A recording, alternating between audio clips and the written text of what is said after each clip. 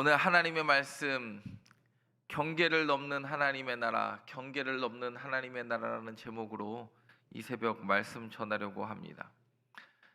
마태복음 15장은 선교의 중요한 여정, 마태복음 관점에서 보면 선교의 중요한 관점의 전환이 일어납니다. 이제는 갈릴리 주위를 떠나 완전한 이방 땅으로 나아가는 장면이 오늘 장면입니다. 마태복음 13장을 통하여 천국이 말씀을 통하여 심겨진 자는 세례 요한이 죽임을 당해도 흔들리지 않고 풍랑을 만나도 흔들리지 않고 여러 가지 역경 가운데 하나님의 나라가 움츠러들지 않고 확장됨을 끊임없이 경험합니다. 그리고 저와 여러분들이 오늘 40일 가운데 딱 반환점을 도는 날이기도 합니다. 내일 새벽에 올 때는 이 책 갖고 오시면 안 되고, 이게 습관적으로 또 이 책 갖고 오시면 안 되고 2권 갖고 오시기 바랍니다. 오늘 본문을 보면 어디로 들어가시냐면 21절에 보면 예수께서 거기서 나가사 두로와 시돈 지방으로 들어가십니다. 유대인들에게는 이 일이 굉장히 충격적인 일이었을 겁니다. 특히 마태복음의 독자들에게는 1차 독자들에게는 너무 충격적인 일이었을 거예요. 예수님이 두로와 시돈을 가신다.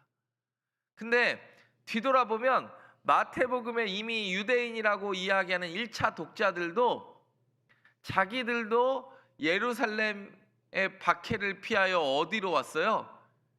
그렇죠. 지금의 시리아 안디옥에 이미 자기네들도 뒤돌아보면 이방 땅이라는 곳에 와 있어요. 사람들은 끊임없이 경계를 나누었어요. 예수 믿는 사람들이라고 자기가 교회 안에 방주 안에 들어가 있다고 나는 방주 안에 있는 사람, 너는 방주 밖에 있는 사람. 유대인과 이방인의 경계를 나눴고 정결과 부정함의 경계를 나눴고 깨끗함과 더러움의 경계를 끊임없이 선을 그었던 사람들이. 넌 여기까지, 너는 여기까지. 근데 나중에 이제 말씀드리겠지만 그러니까 토라라는 오경이라는 율법이 구전된 전통이 생기면서 그게 이제 집대성된 게 뭐냐면 미쉬나라고 그래요. 미쉬나. 그리고 이제 미쉬나가 또 해석되고 뭐 하는 게 이제 미드라시 탈무드 자꾸 범위가 넓어져요. 그러면 범위가 넓어지면 은혜가 넓어질까요? 제약이 많아질까요? 제약이 많아져요. 막 은혜가 넓어지고 하나님이 너 같은 사람도 나 같은 사람도 이렇게 사랑했으니까 너도 사랑해야 되는 게 아니라 하나님은 나만 사랑하니까 너는 안 돼, 이렇게 자꾸 이야기해요. 저와 여러분 경계를 부시고 넘어설 수 있는 천국 같은 공동체 만들 수 있는 저와 여러분 되기를 간절히 바랍니다. 오늘 본문은 그 경계를 넘어서는 장면이죠. 첫 번째 한번 따라하겠습니다.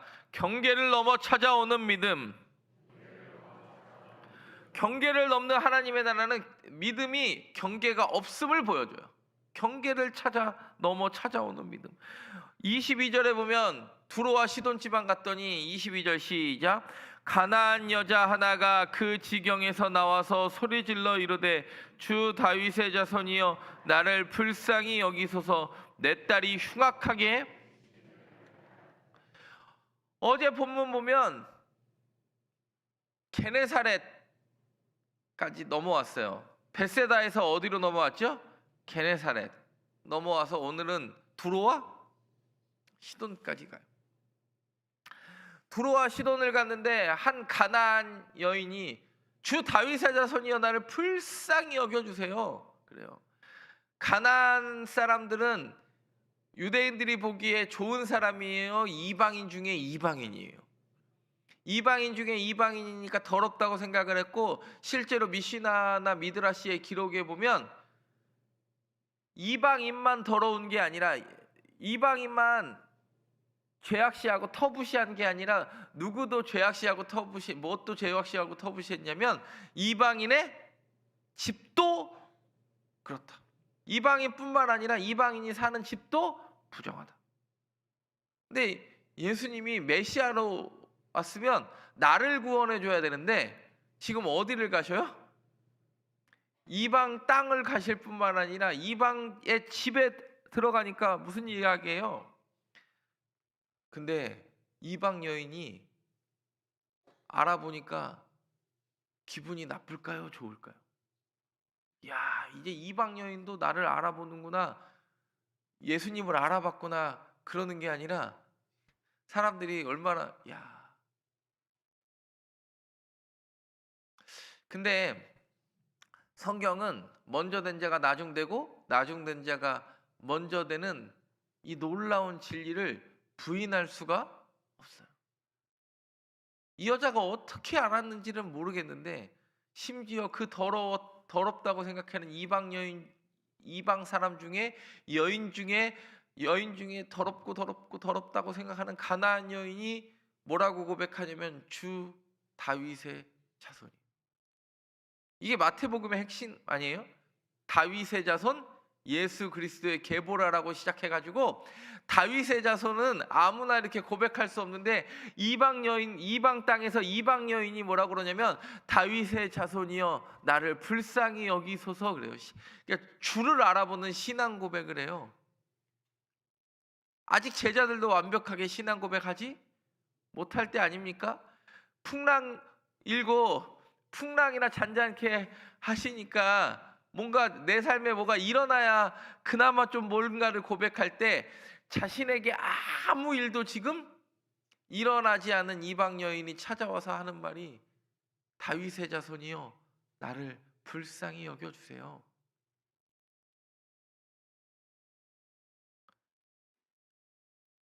믿음에는 경계가 없음을 오늘 장면이 보여줍니다. 그랬더니 23절에 뭐라고 그래요? 예수는 마치 유대인 중에 유대인인 것처럼, 여전히 율법이 작용하는 것처럼 그 여인에게 한 말씀도 대꾸하지 않으셔요. 제자들이 와서 청하여 말하되 그 여자가 우리 뒤에서 소리를 지르오니, 제자들도 마찬가지예요. 우리 유대인인데 더러운 여자가 붙었습니다. 쟤 때문에, 우리나라 표현으로 말하면 재수 온 붙을 지경입니다. 그런 표현 아닙니까? 그랬더니 24절에 예수님이 뭐라고 이야기하십니까? 예수께서 대답하여 이르시되 나는 이스라엘 집에 잃어버린 양 외에는 다른 데로 보내심을 받지? 진짜 유대인, 전형적인 유대인의 대답을 하셔요. 예수님이 나는 너를 위해 온 게 아니고 내 가족을 위해서 왔어. 야, 너 여자지, 가나안 사람이지, 지금 이 땅은 두로와 시돈이 두로지, 여기서는 기적이 일어나지 않을 거야. 하나님이 선택한 장소도 아니잖아. 그리고 여기는 은혜 받을 만한 곳도 아니잖아. 그렇게 이야기해요. 지도 한 장을 보겠습니다. 이건 어차피 교재 맨 뒷장에도 있는 지도니까 너무 걱정하지 마시고, 예수님이 게네사렛에서 두로와 시돈, 이게 사실 두로까지가 거리가 한 50에서 60km예요. 60km 정도 되면 하루 만에 갈 수 있는 거리가 최소 이틀, 3일 거리를 가셔요. 그리고 나서 이야기합니다. 여러분, 우리가 압니다. 이 기도하는 어머니 때문에 이 딸이 살아요. 기도하는 어머니 때문에 살아요. 27절에, 그러니까 27절에 뭐라 그래요? 여자가 이르되 주여 올소이다마는 개들도 제 주인의 상에서 떨어지는 부스러기를 먹나이다. 누가 깨달아야 돼요? 예수를 날마다 보았던 사람들이 깨달아야 되는데, 우리가 아는 대로 그 믿음은 경계를 넘지 못하고 가버나움, 벳세다, 고라시는 당연한 것으로 여기고 오히려 두로는 변화하기 시작했다. 이방 땅에서부터 변화가 일어나기 시작했다. 가나안 여인과 같은 주님, 개들도 제 주인의 상에서 떨어지는 부스러기를 먹습니다. 기도하는 부모 되실 수 있기를 간절히 바랍니다. 자녀가 신앙을 잃어버린 건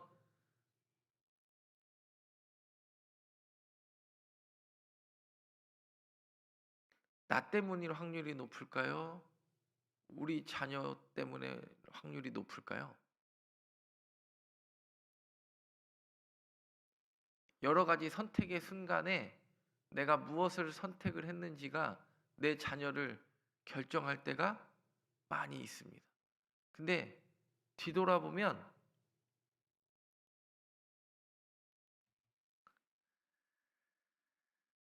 분명히 그 순간에 조금 더 견책하지 못하고 흔들렸던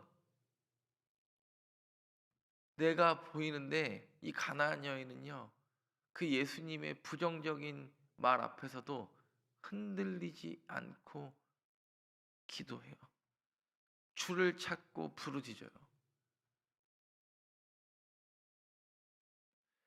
그리고 나서 예수님이 뭐라고 이야기하십니까? 28절에 보면 이에 예수께서 대답하여 이르시되 여자여 내 믿음이 누구한테 인정받아요? 경계를 넘는 믿음은 누구에게 인정받는 거냐? 내게 인정받는 거예요. 자녀의 신앙의 문제가 결코 쉽지 않습니다.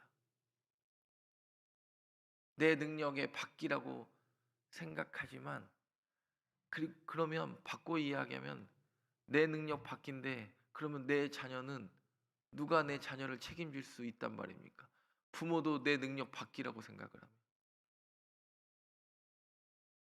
저도 자녀 셋을 양육하는 부모 입장에서 목사의 자녀가 신앙이 목사 자녀라서 증명이 됩니까? 그런 일은 안 생기죠. 저도 우리 집 개근하는 애 있잖아요. 우리 집 제일 이쁜이.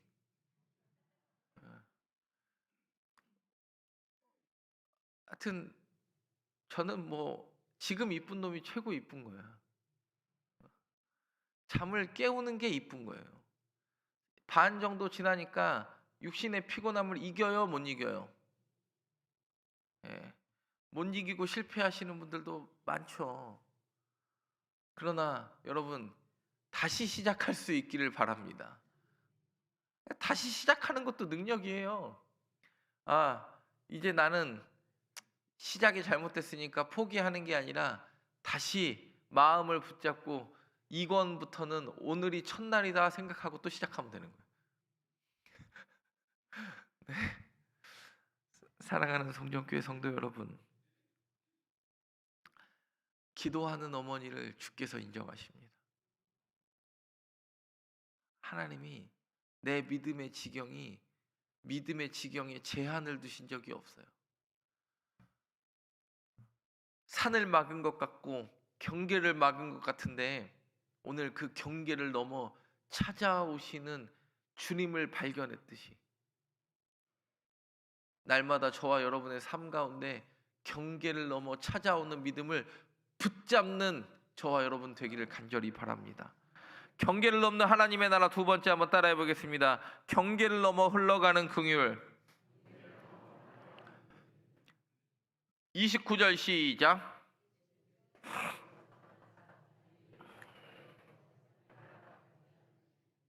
예수께서 거기서 떠나사 갈릴리 호숫가에 이르러 산에 올라가 거기 갑자기 또 3일 길 정도 갔다가 아무 일도 일어나지 않은 것처럼 두로와 시돈 지방을 돌아다니시고, 물론 많은 일들이 일어났겠죠. 근데 유대인들이 너무 그런 얘기를 많이 하면 유대인들이 마음에 찔릴까 봐 좀 짧게 하시는 것 같아 보면. 왜요? 너무 많이 하면 자존심이, 먼저 믿는 사람들이 자존심이 상하고 유대인들이 자존심이 상하잖아요. 그랬더니 갑자기 마치 또 한 일주일이 지난 것처럼 어디에 왔어요? 갈릴리 호숫가에 또 다시 왔어요. 근데 이 땅은 어느 땅이냐? 갈릴리 호수가 보면 예전에 지도를 보시면 헤롯 안티파스의 갈릴리가 있고 헤롯 빌립의 갈릴리가 있고 그 다음에 로마 데가볼리 지역, 로마 지경지에 갈릴리가 있어요. 수시타, 뭐 텔 하다르 이것저것 다 로마 거라사. 왜냐하면 유대인들이 할 수 없는, 왜냐면 돼지를 키우니까 로마 지경지에 갈릴리가 있어요. 호수가 워낙 크니까. 오늘 보면 이렇게 합니다. 갈릴리 바다 근처로 오시니까 많은 병자를 데리고 오는데 어떤 사람을 데리고 오냐면 30절에 큰 무리가 다리 저는 사람과 장애인과 맹인과 말 못하는 사람과 기타 여럿을 데리고 예수의 발 앞에 안침에 뭐 하시니? 31절 시작. 말 못하는 사람이 말하고 장애인이 온전하게 되고 다리 저는 사람이 걸으며 맹인이 보는 것을 무리가 보고 놀랍게 여겨 벌써 이스라엘의 하나님께 영광을 돌렸다라는 건 이 땅이 지금 유대인 땅이라는 거예요? 데가볼리 지역이라는 거예요? 그렇죠. 이방인들이 누구의 하나님께 영광을 돌렸다는 거예요?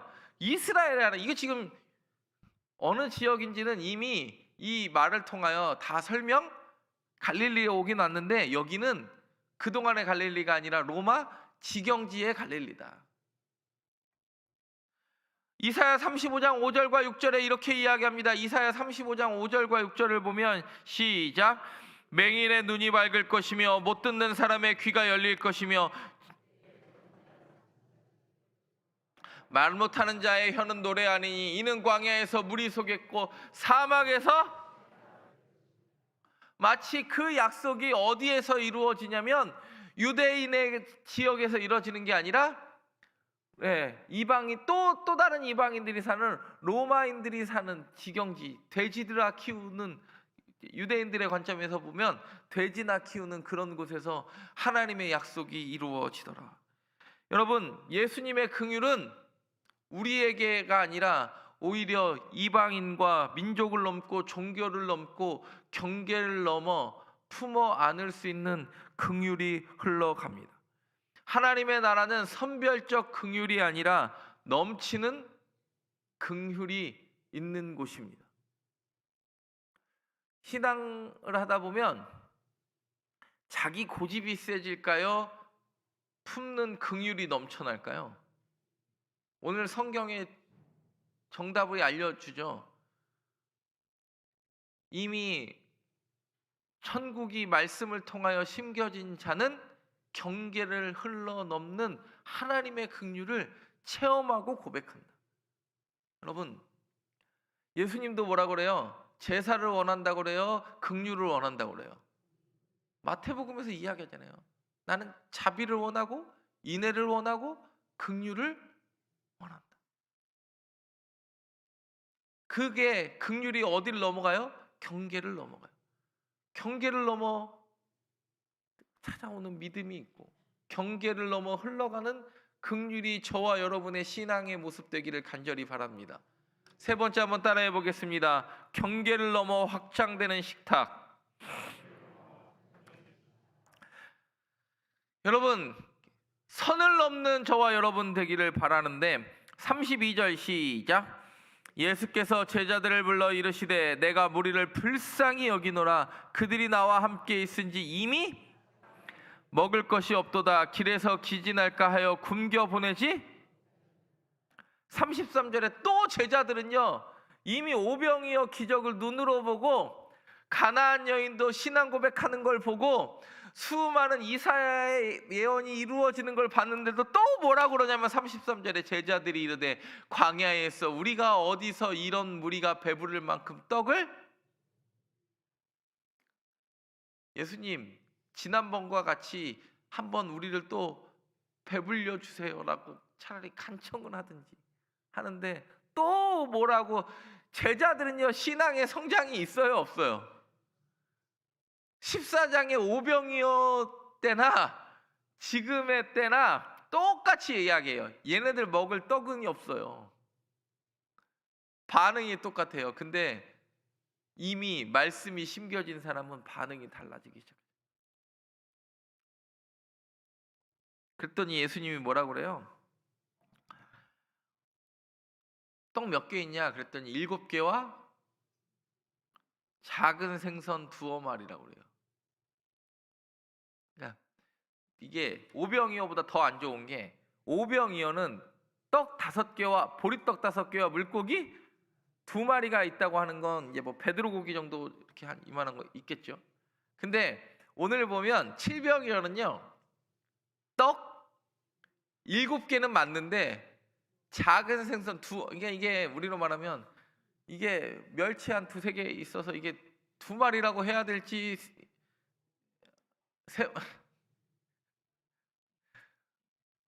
이게 뭐 도무지 이건 뭐 분간할 수 없습니다. 그랬더니 예수님이요 37절에 보세요. 37절 시작.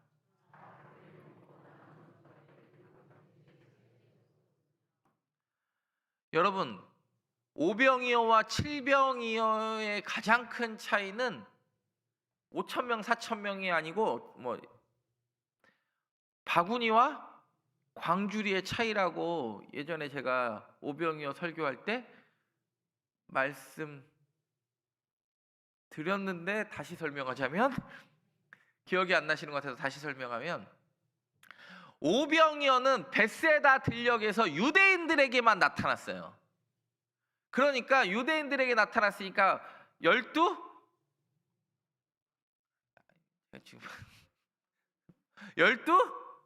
바구니예요. 바구니. 왜? 그냥 여러분 그때는 경계를 넘을까요? 안 넘을까요? 남은 게 그냥 집에서 아예 나오지도 못하고, 이미 여러분 오병이어 밥떡 먹은 사람은 요한복음 관점에서 보면 6월절인데도 예루살렘을 가지 못하는, 명절을 지키지 못하고 사람 구실도 못하는 사람들에게 예수님이 배불리 먹이셨어요. 그러니까 여기도 못 나오는 사람들을 위하여 바구니 그냥 들고 갈 수 있는 거예요. 광주리는 어느 정도의 사이즈냐면 사람이 탈 만한 사이즈예요. 광주리는. 바구니와 광주리의 차이가 있습니다. 여러분 집에서 가는 온라인 성지순례 13일차를 보면, 제가 텔 하다르에 보면 그 광주리를 이렇게, 광주리는 바구니는 손잡이가 있을까요? 없을까요? 없고 광주리에 손잡이가 있어요. 광주리는 뭐냐면 사람이 타요. 사도행전 9장에 보면 다메섹의 유대인들이 누구를 죽이려고 그러면 사울을 죽이려고 하니까 다메섹 성문을 사도 바울이 광주리 타고 내려갈까요? 바구니 타고 내려갈까요? 그렇지. 사람이 타도 끊어지지 않는 고리가 있는, 그리고 그 크기가 큰 광주리. 그러니까 광주리는 뭐냐면 이게 내 주변만 아니라 진짜 지경을 넘어 또 다른 데로 가야 할 일이 있을 때는 광주리. 여러분 복음이 계속 확장돼요. 마태복음은요 시야가 요만 밴댕이 소갈딱지보다 더 작아가지고 자기 앞도 분별하지 못하는 그 사람들이 시야가 한 번에 넓어지는 게 아니라, 마태복음을 보면 설교를 들을 때마다 점점 넓어져서 온 유대와 어디까지? 사마리아. 유대인들이 입에 담기도 싫어하는 사마리아까지 복음이 넓어지는 게 여러분 마태복음의 목적이에요. 저는 우리 성정교회가 이 40일 끝나고 부활의 기쁨을 맞이할 때 내 경계를 허무시고 회복시키시는 하나님을 경험할 수 있는, 여러분 그게 진정한 부활 아니에요? 내 인생의 진정한 부활은 경계를 넘어서서 나에게 찾아오심을 그들도 느낄 수 있는, 내 시야도 무너지고 깨지는 게 진짜 부활인 줄 믿습니다. 오늘 이야기합니다.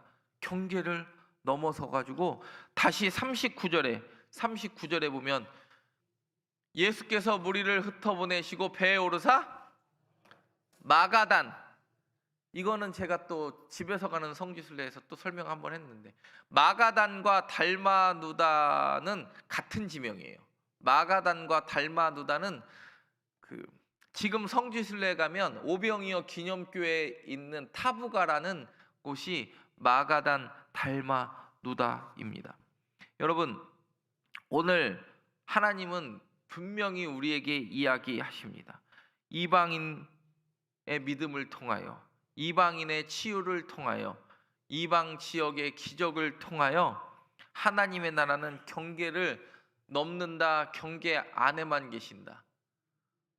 울타리 안에만 있는 게 아니라 경계를 넘는 하나님의 나라를 경험한 것처럼 우리 교회의 경계를 넘어 복음을 전할 수 있기를 바라고, 전통의 경계를 넘어 세대를 품는 교회 되기를 바라고, 편견의 경계를 넘게 되기를 간절히 바랍니다. 제 딸이 그런 이야기를 하더라고요. 어제 제 아내랑 제 딸이랑 수요예배 끝나고 갔는데 너무 다이어트 하는데 너무 기운이 없어가지고 치킨 한 마리를 시켰어요. 근데 핑계를 대기가 좋잖아요. 뭘 대기가 좋아요? 수요예배 하고 왔으니까 너무 기력이 없으니까. 그래서 그걸 핑계 댄 게 아니라 학원 갔다가 돌아올 우리 아들이 배가 고플 거니까 이제 아이가 오기 전에 치킨을 시켜야 된다. 그래서 나는 2조각만 먹으리라. 그래서 치킨을 시켰어요. 그래서 제 아내랑 제 딸이랑 저랑 이렇게 치킨을 먹는데, 아들이 오기 전에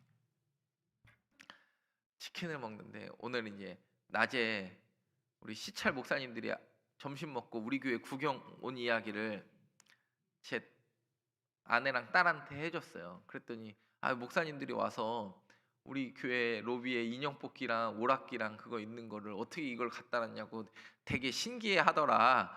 이제 그런 이야기를 했어요, 목사님이라고. 그랬더니 제 딸이 뭐라는지 아세요? 우리 교회는 편견을 깨트리는 교회래. 교회의 편견을 깨트리는 교회래요. 그래서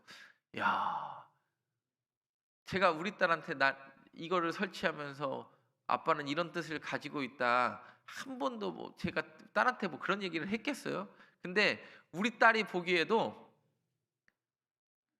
교회의 편견을 그게 갖다라서 교회의 편견을 깨뜨린 건 아니겠지만 편견을 깨뜨리는 교회들. 근데 그 말이 참 마태복음 관점에서 경계를 우리 딸의 고백을 통해서 굉장히 제가 은혜를 많이 받았어요. 하나님이 우리 교회가 이러해야 된다라는 그 편견조차도 깨뜨리고 하나님이 원하시는 방법대로 우리 교회가 세워져 가기를 간절히 바랍니다. 그것이 이 땅에 우리 교회를 세워 가시는 이유일 줄 믿고, 그리고 우리에게 광주리를 주시는 이유일 줄 믿습니다. 기도하겠습니다. 하나님, 말씀을 통해 하나님의 나라가 우리의 경계를 넘어 역사하심을 깨닫게 하시니 감사드립니다. 가나안 여인처럼 낙심하지 않는 믿음을 우리에게 주시고, 예수님처럼 긍휼의 마음으로 아픈 자를, 상처받은 자를 바라보게 하옵소서. 우리의 마음에 편견과 경계를 내려놓게 하시고 우리 교회를 통하여 하나님의 은혜가 더 넓게 흘러가게 하옵소서. 예수님의 이름으로 기도드립니다. 아멘.